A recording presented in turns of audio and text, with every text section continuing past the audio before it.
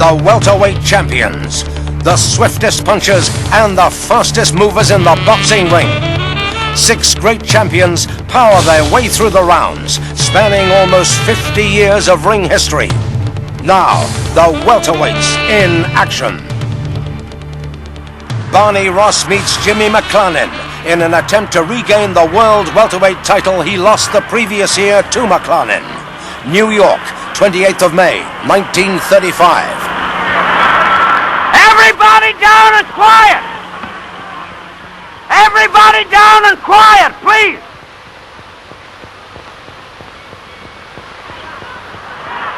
Main event! Don't block their mouths, will you, please? Let the people see something. Main event for the World Welterweight Championship title. Presenting first, the world popular lightweight champion, Barney Ross of Chicago.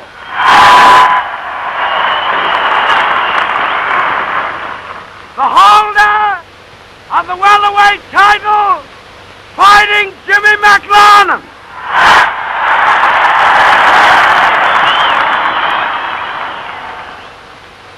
McClarnin, 142.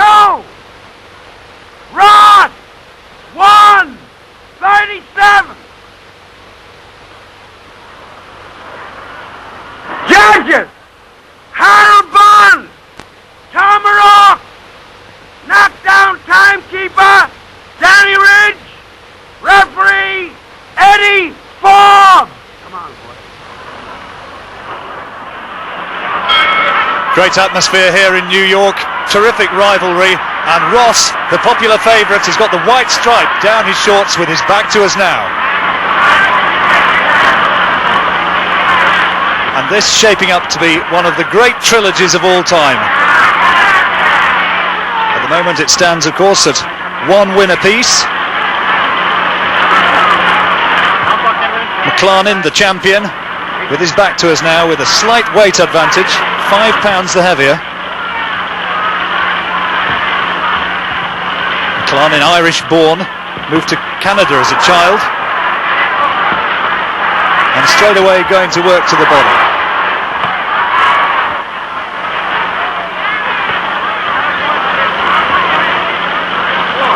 Ross got a reputation of being such a game fighter, as brave as they come.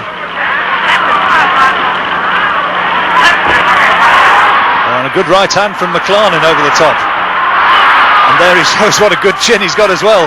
Took that left flush and another one from Ross. Good start from the challenger.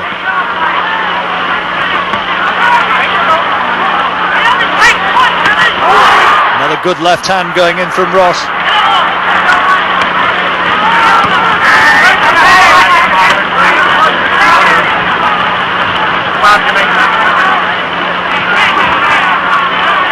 McClarnin been boxing since he was 17, and that's the end of a close opening round. There you see Barney Ross getting attention in his corner, and now we move into the second. Not too much to choose between them in that opening period. Body shots from Jimmy McClarnin.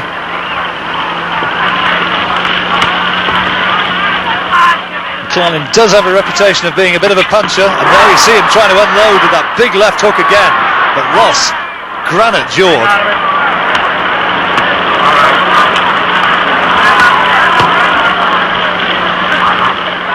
Ross with the white stripe down the side of his shorts with his back to us now. The challenger fighting out of Chicago.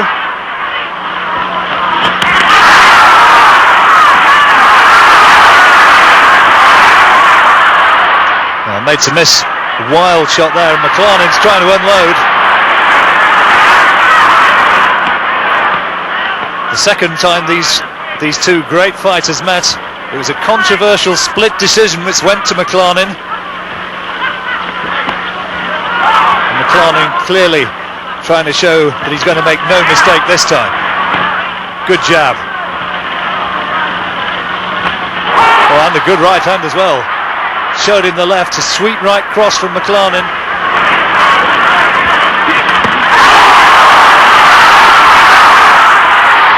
And great toe-to-toe stuff. Ross not taking a backward step.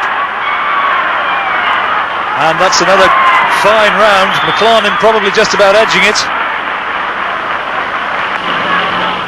For rounds 3 to 6, McLarnin was edging ahead with his solid counter-punching. Now we go into the 7th. Barney Ross, the challenger, with his face to us now. Oh, good left hand again from McLarnin.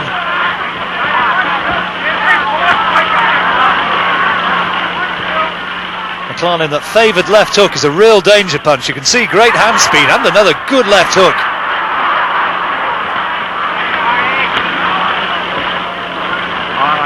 McLarnin, who has the ring nickname Babyface,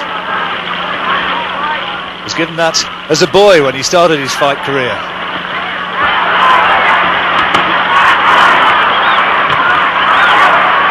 But even though McLarnin's getting through and tagging Ross, it's just bouncing away off him, and Ross is coming ploughing on forward.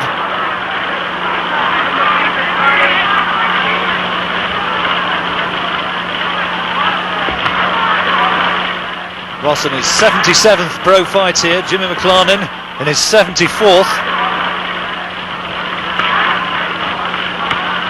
Really packing in the fights, keeping very, very busy. Good left hand from McLarnin. McLarnin leaving himself open though as he tries to go to work with that left hand. And you just wonder whether Ross might be able to start working through the middle and maybe starting to pick McLarnin off the further this fight goes. McLarnin told to break by the referee.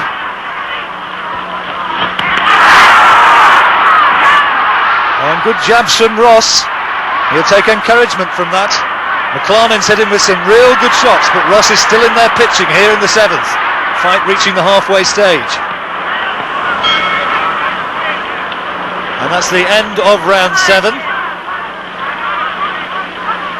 McLarnin ahead surely on the judges' scorecards, but Ross still pitching, and indeed over the next 3 rounds it was Ross who picked up the action and picked up the pressure and started to score the points and secure the rounds. And now into round 11, Barney Ross is very much back in this fight.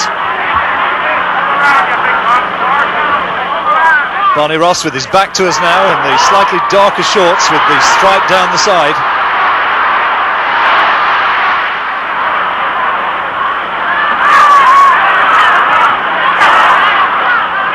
Into the 11th round, great atmosphere at ringside.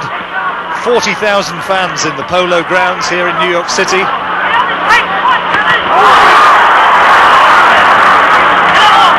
And Ross getting great support from the crowd. McLarnin though, popular with the Irish community as well, of course.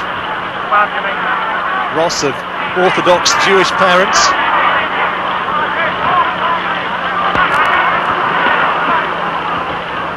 Turned pro young Barney Ross to support his family. His father was shot dead in a hold-up. Ran a shop in New York.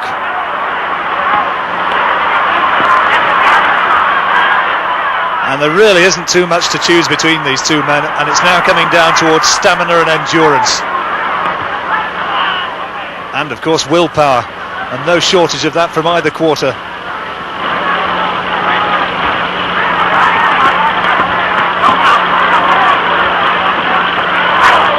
Good jab from McLarnin. Oh, and following it up with a sweet left hook. Still showing that he's got danger and power in his hands there.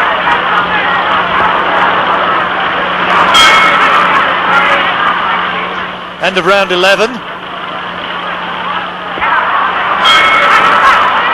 And now into the 15th and final round of what's been an epic encounter. Barney Ross ahead, we think, on the judges' scorecards, but McLarnin still in there, still pitching, still dangerous, and you could see the respect between these two men as they went and touched gloves, and now they're going at it hammer and tongs. Barney Ross on the left-hand side of your picture, again taking a good left hand from McLarnin, the champion.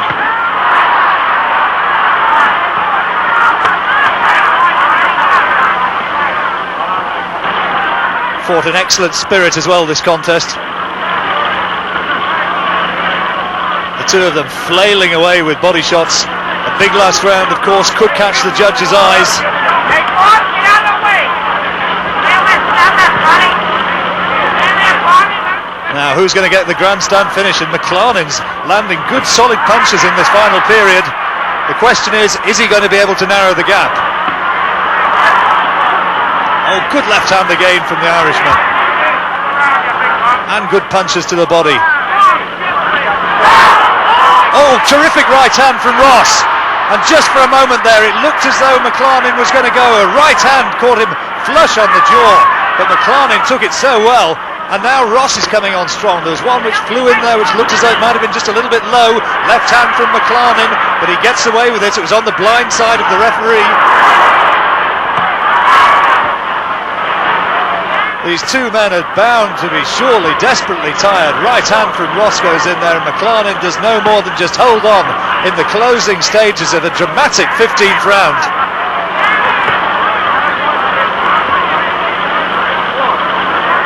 Well, McLarnin's had a long and distinguished career.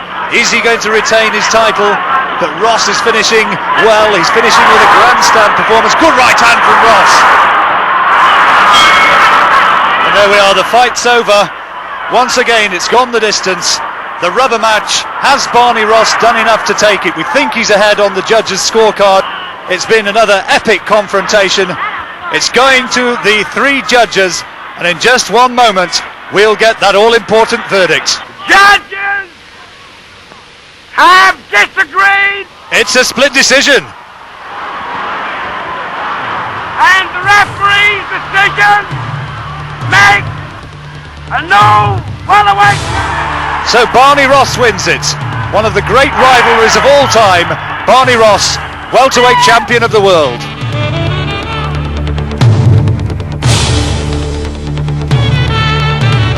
World welterweight champion Henry Armstrong meets Seferino Garcia.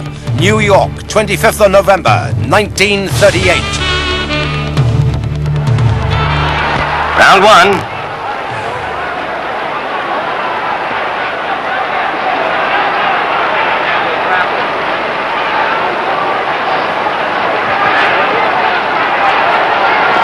Madison Square Garden is packed tonight. Everyone wants to see Henry Armstrong, Hurricane Hank, the most talked of fighter in many years.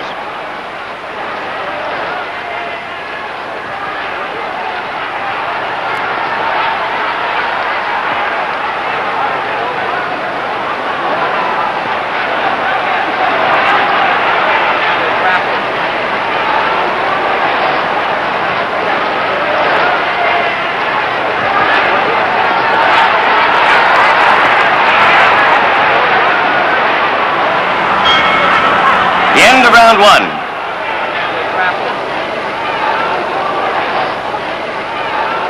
Now round two of this 15-round bout for the world's welterweight title between champion Henry Armstrong and Seferino Garcia of the Philippines, here at Madison Square Garden, New York.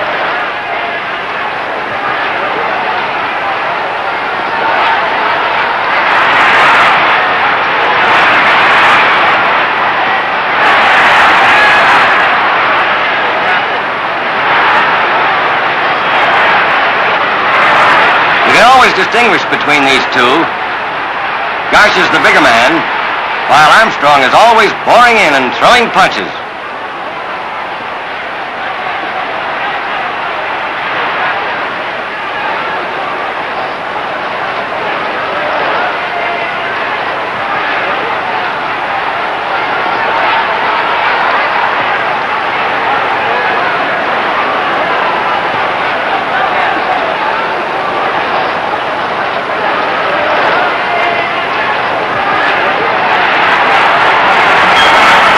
Round two. In the third round, Garcia gets his left into action and scores well with jabbing and boxing. In the next rounds, Garcia works on Armstrong's body, hoping to slow him up. But Hank keeps right on coming in. Now round seven.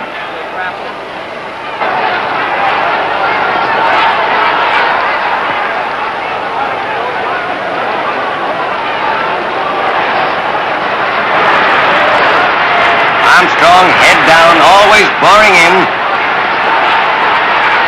They say that Armstrong doesn't beat you, he just runs you out of breath.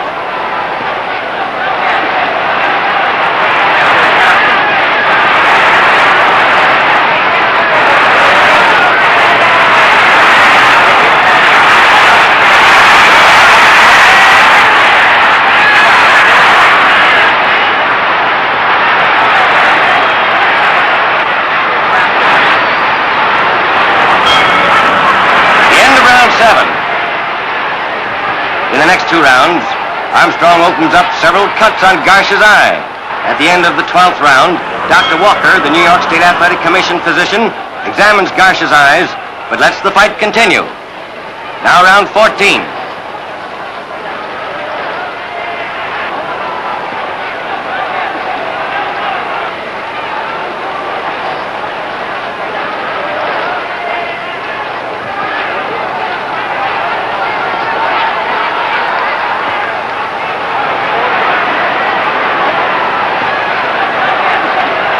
Armstrong keeps whacking away at Garsh's eyes. He plays on Garsh's body, brings his guard down, then swings for the head.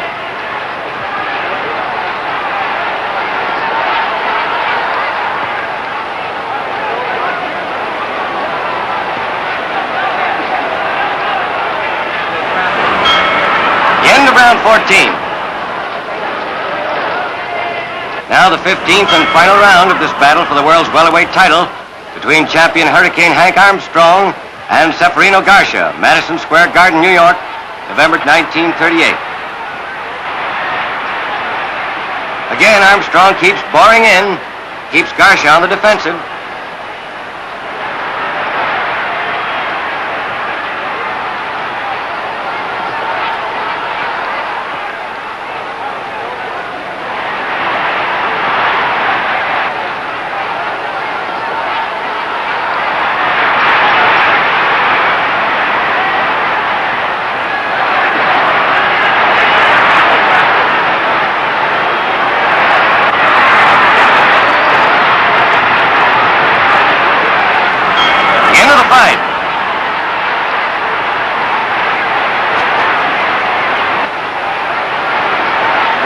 Winner and still world welterweight champion, Armstrong.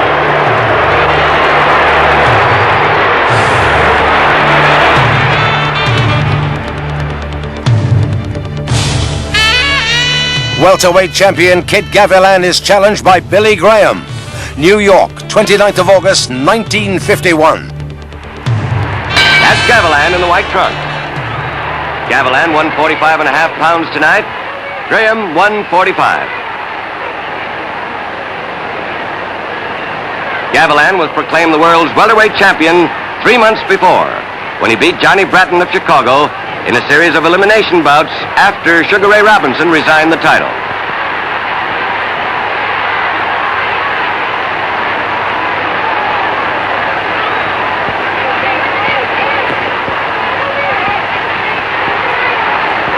Eastern boxing authorities don't recognize Kid Gavilan's claim to the title. They demanded that Gavilan beat Graham before they would recognize the Kid as champion. Gavilan says that's okay with him because there isn't going to be any question about his right to the title after he gets through with Graham tonight. The Kid's been installed a 3-1 favorite.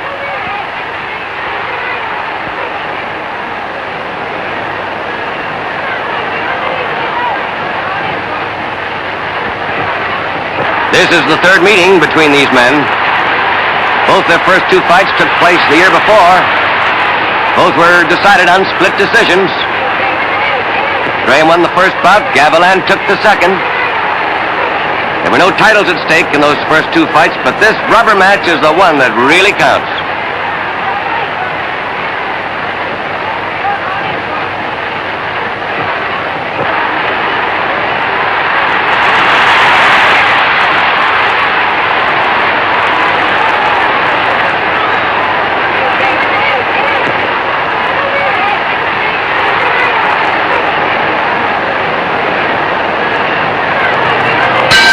End of round 1. In the second and third rounds, Gavilan continues on the aggressive. and outpoints Billy Graham. In the fourth, Graham counters with several hard punches and staggers Gavilan. Now we're in round 5 of this welterweight title bout between Kid Gavilan, the champion, in the white trunks, and Billy Graham here in New York's Madison Square Garden.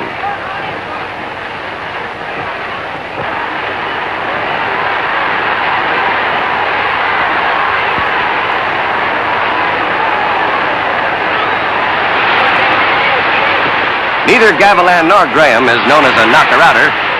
Both hit hard enough to hurt, but they've won most of their fights on decisions.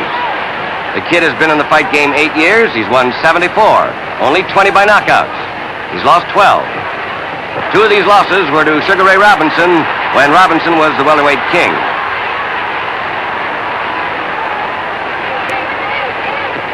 Billy Graham's been fighting for 10 years.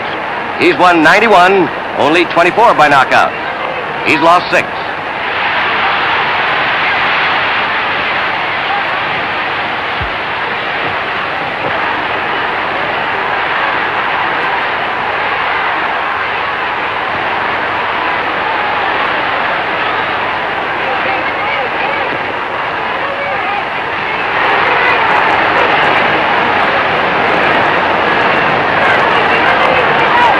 Kid Gavilan is the aggressive type fighter.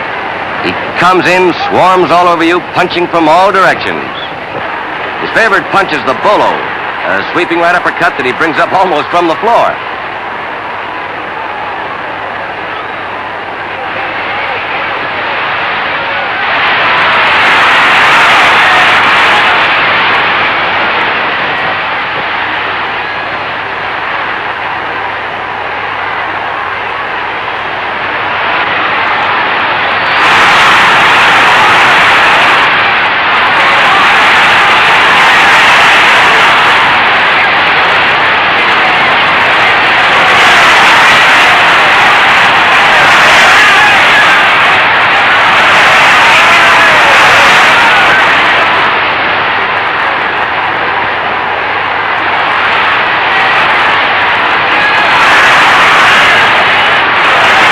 Graham's considered one of the classiest boxers in the fight game today.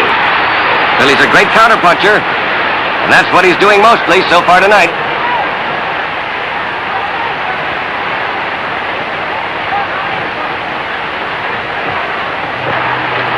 There's the end of round 5. The next 4 rounds, Gavilan's aggressiveness continues to pile up points. Now here we go into round 10 of this 15-round welterweight title bout.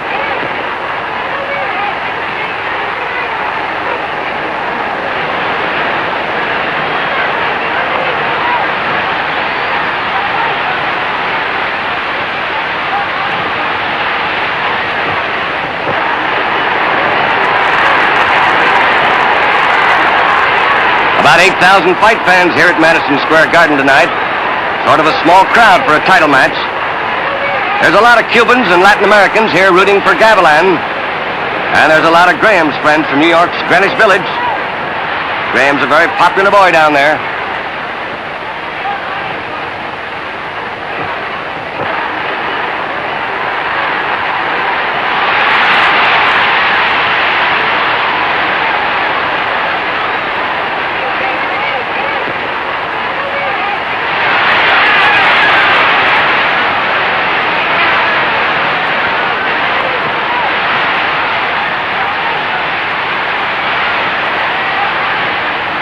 Graham's fans keep yelling at him to lead more.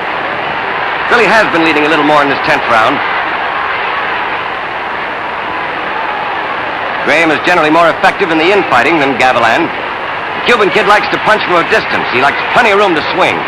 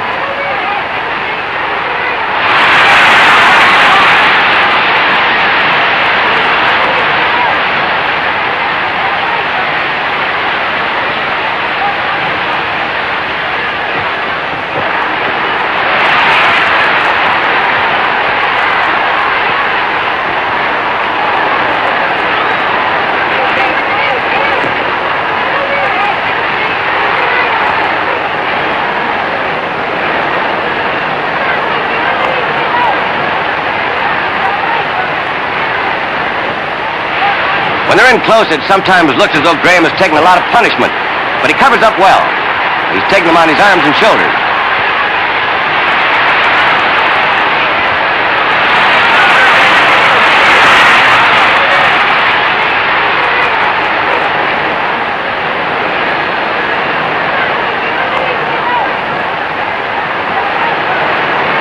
There's the end of round 10. From the 10th to the 14th round, Graham takes over. And except for slowing up a bit in the 13th, he outboxes and outpoints Gavilan. Now here we go into the 15th and final round of this welterweight title bout between Cuba's Kid Gavilan, the champion, and the pride of New York's Greenwich Village, Billy Graham, here at Madison Square Garden, New York. Graham in the black trunks. While this bout is billed for the world's welterweight title, some fight authorities insist that whoever wins tonight must beat the Frenchman Charlie Humas, the European champion.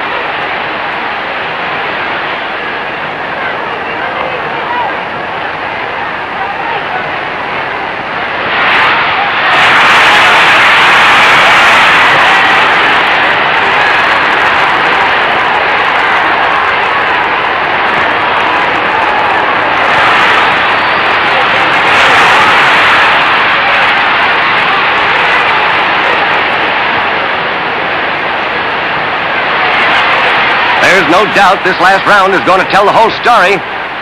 Why, the experts at ringside can't even agree. Comparing their cards, some show even up to now. Others say Billy Graham is slightly ahead. There's a lot of buzzing and conversation among these experts at ringside. This is really a close fight.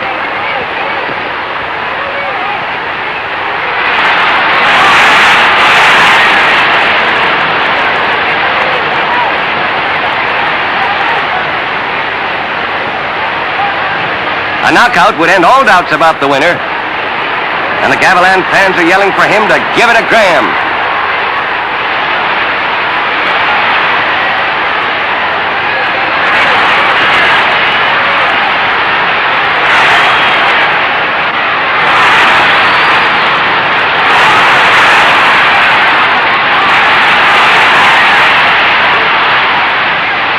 The fight's over.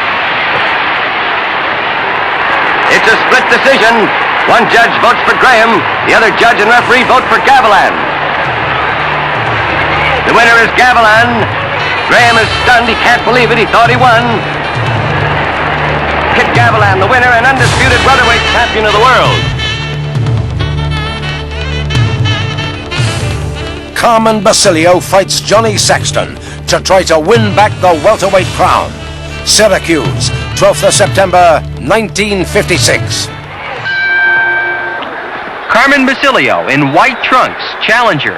Johnny Saxton, welterweight champion of the world, in black trunks. No feeling each other out here in round 1. Both men are looking for a quick knockout. 6 months ago, in March of 1956, Saxton won a close 15-round decision over Carmen in Chicago.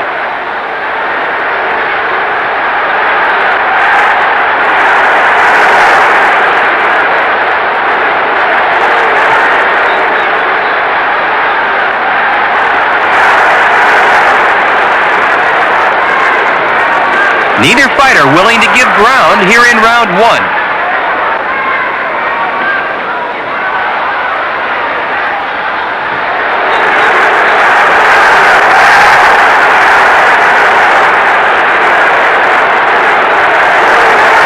Good body punches by challenger Carmen Basilio in white trunks.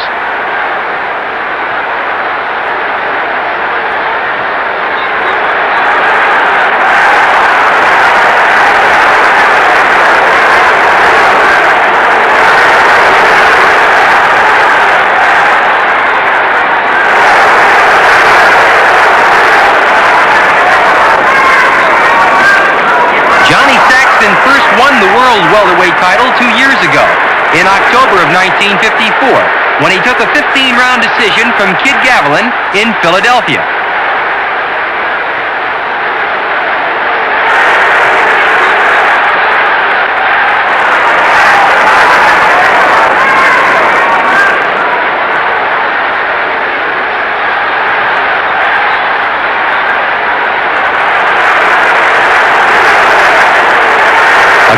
deal of toe-to-toe action here in round one.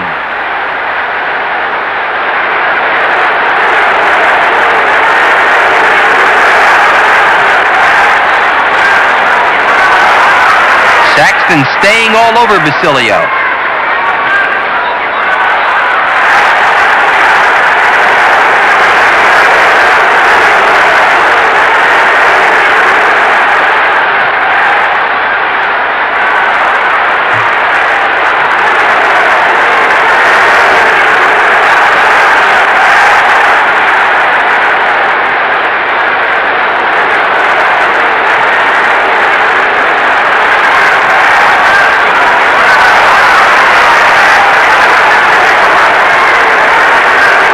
A great close-up of the action.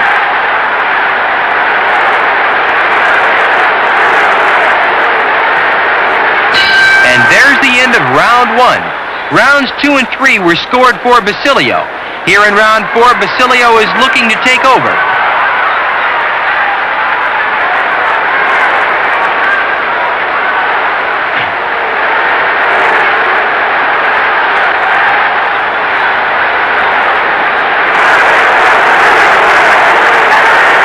A furious exchange here in round 4. Basilio won the world welterweight title in June of 1955 when he KO'd Tony DeMarco in 12 rounds at Syracuse. Carmen successfully defended his title a second time against DeMarco 5 months later.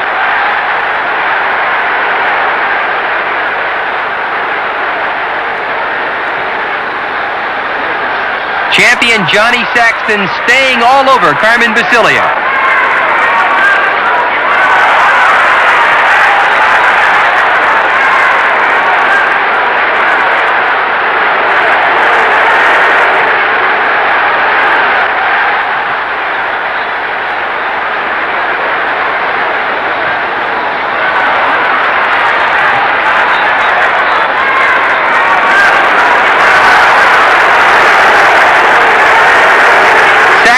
Did a great deal more boxing 6 months ago when he took the title from Carmen. Apparently, Johnny has decided to change his tactics here in their second fight.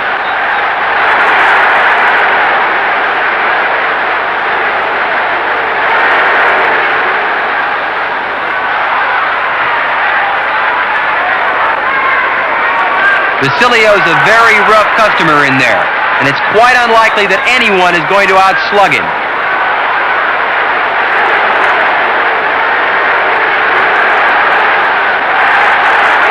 Carmen throwing bombs here in round 4.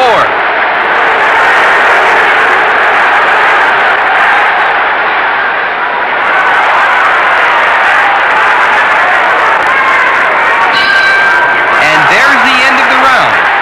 Round 5 was won by Basilio. Round 7 and 8 were all Basilio. Here going into round 9, Basilio looks to be much the stronger.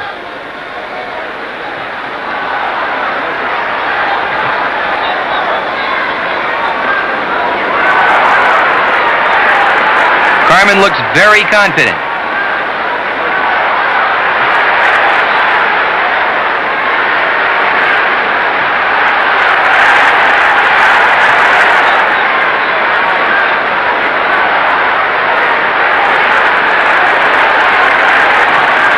Basilio moving forward, pressing the fight.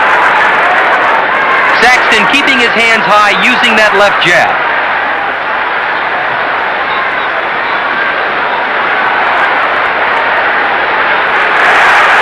A tremendous right by Carmen Basilio. Basilio knows Saxton is hurt. Basilio moves in to finish it. Left and right combinations by challenger Carmen Basilio. The referee is watching the action closely.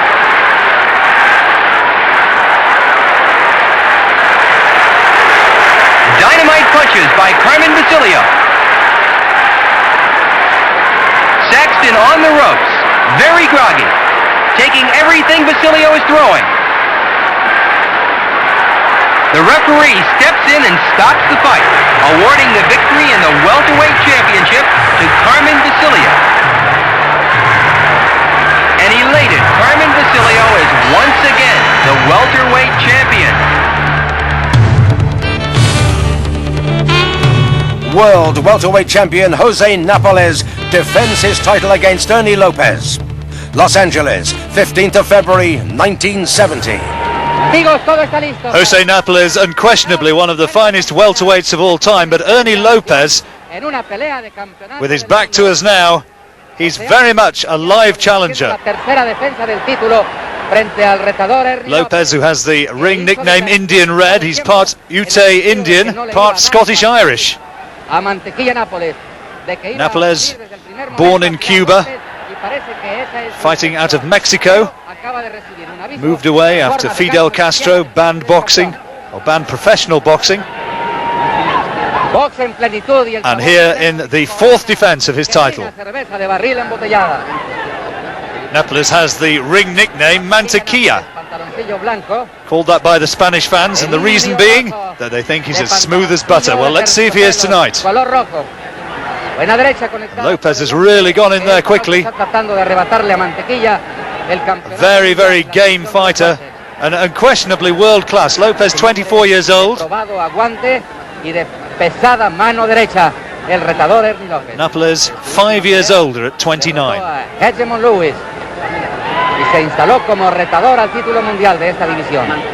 Lopez got this title chance by knocking out Hedgemon Lewis in the 10th round back in October. And he's really fancying his chances here.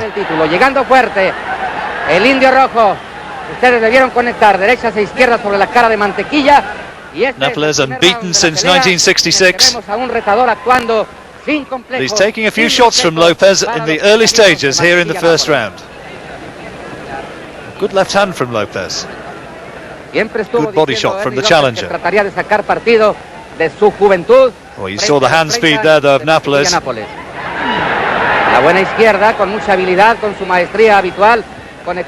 Oh, left hand from Napoles.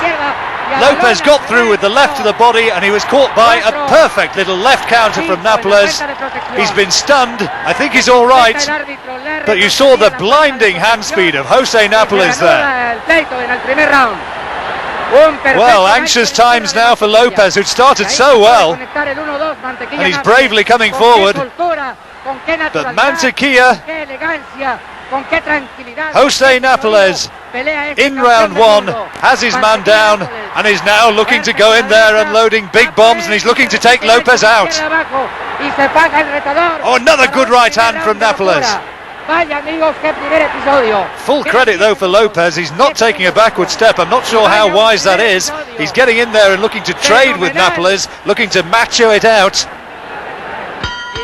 And a dramatic opening round, and Napoles has his man down.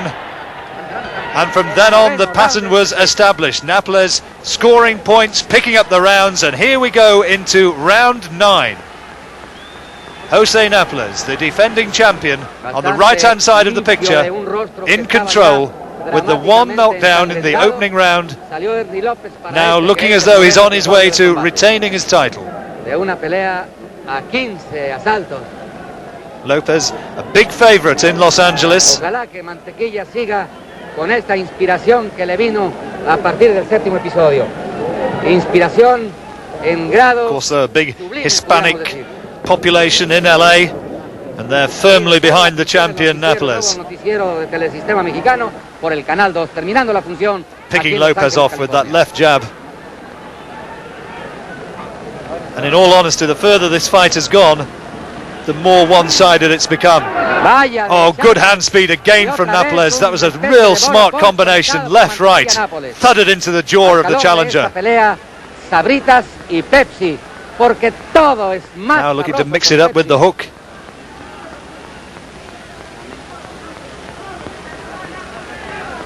Lopez so game, doesn't like to take a backward step, but is being forced to do so by this relentless jab of Napoles. Napoles tonight in his 64th professional fight. Had a brilliant amateur career, and is carrying that out through the pro ranks.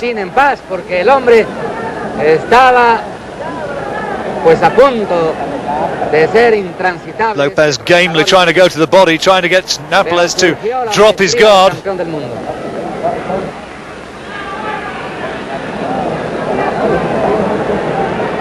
Such good footwork as well from the champion. Good left hand. Lopez felt that one. Just for a moment he looked as though he was stung by that left hook. Su última pelea fue en octubre frente a Emil Griffith y lo alcanzó con ese amplio golpe. Sugar Ray Robinson, incidentally, a fascinated observer, I'm sure, at ringside. Oh, good left hand from Lopez. Still in there and still dangerous. Al calor de su maestría. And good body shots as well, came off the ropes well. Pero qué trabajo le costó dominar a este retador. Great right hand from Nápoles. Terrific right hand, that was the one which did the damage. Lopez has been stunned by it. Bravely he's getting back to his feet, he's getting the standing 8 count. The referee, Larry Rosadilla, says he's fit to go on, but I think the bell probably saved him. And it continued to be Nápoles completely in control. Gamely coming forward, Ernie Lopez, but now the action is picked up in the 15th and final round.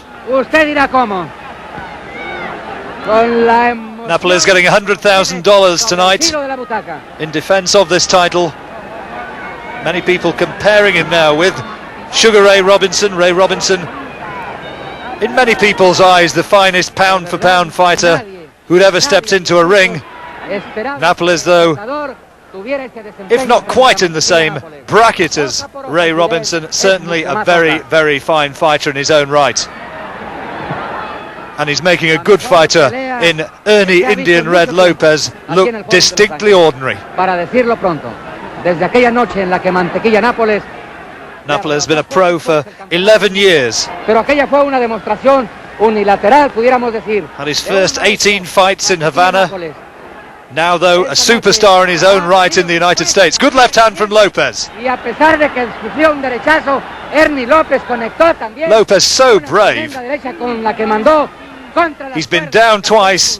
He was down in the opening period, down again in the 9th, but he's still going in there, throwing leather, looking to unload bombs in the final period.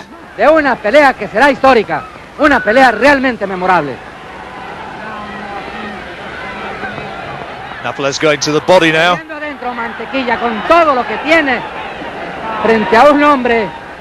Mantequilla, the man with the smooth skills. No cae definitivamente, aunque ha sufrido 2 caídas en el transcurso de la pelea. Una en el primer round, la otra. Oh, good straight right from Lopez. And he really caught Nápoles there, but Nápoles comes blazing back, and it was a right hand which put him down. Well, what about that? Nápoles took a terrific right hand from Lopez, but he came storming back, and he really has, I think, got nothing left now. Ernie Lopez is in big trouble in there. He's fighting in slow motion. He's on rubbery legs. Nápoles. Oh, he's caught him again. Another big left hand. The referee's having a very close look in there. Nápoles looking to take him out, looking to end this. And he has done. The referee stops it with 22 seconds remaining. Victory for Jose Nápoles.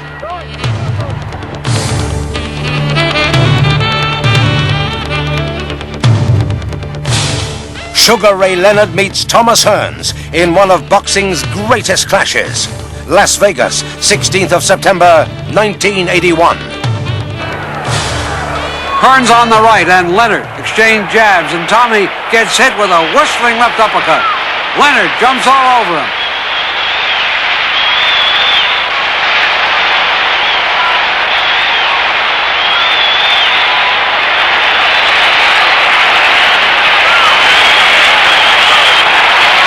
Tommy sticks out his tongue, and Leonard keeps pouring it on.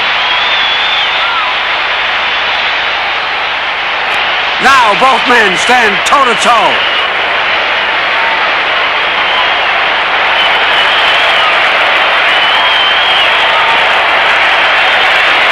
Murderous shots by Leonard, and Hearns comes right back. Hearns is slightly ahead in the scoring here in round 13. Leonard jolts him with a straight right. Hearns is in trouble.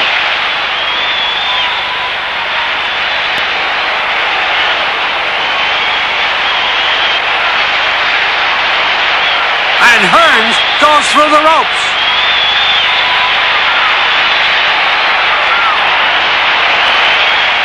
Referee Davy Pearl calls it a slip and wipes Tommy's gloves. Hearns looks to be tiring.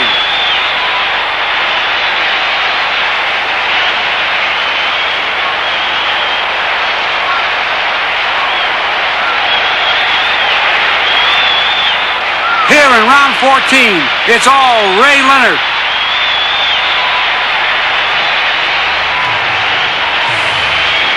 Davy Pearl stops it. Sugar Ray Leonard becomes the undisputed welterweight king with a 14th round knockout of Tommy Hearns.